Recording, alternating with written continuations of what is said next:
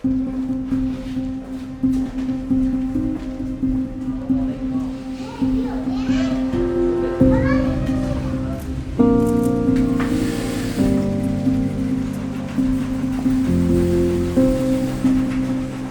در سال 2017 آمدیم وارد تاجیکستان شدیم.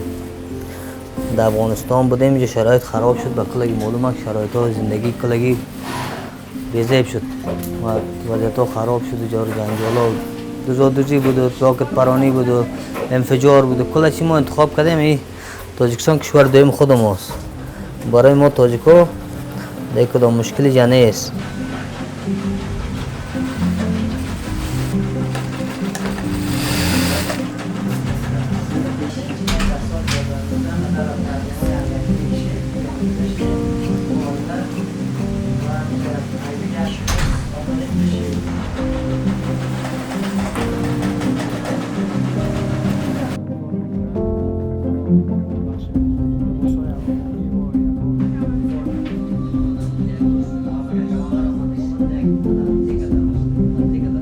باز همونجا تکسیل ما را کار گرفتن و همونجا مایده کار سر کردیم.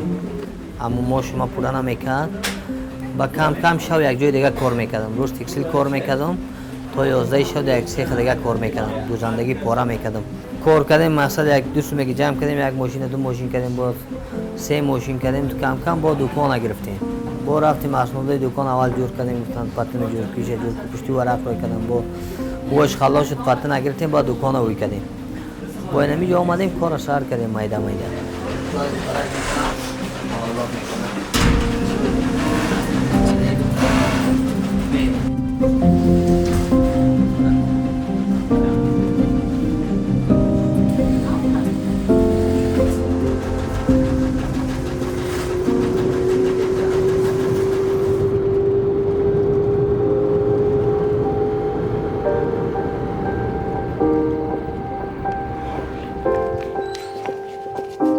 مشکلات های زندگی را زیاد دیدیم.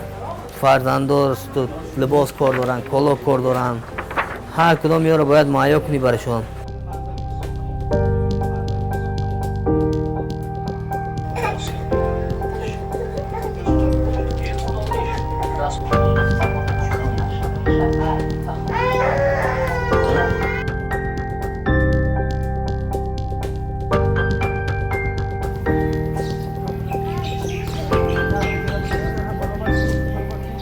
سه فرزند است، یا باید درس میخوانند، پول تحصیل است یا کار است، پول صدیقشان کار است، ناخوریشان لباس است.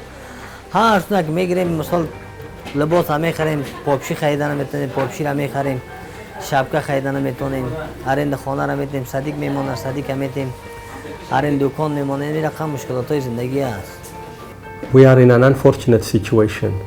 The number of people forced to flee conflict, war, persecution, human rights abuse crossed 100 million mark globally. It's unfortunate and it's unacceptable. We must come together and commit to protecting persons who flee conflict. Whoever they are, wherever they are coming from, whenever the conflict happens.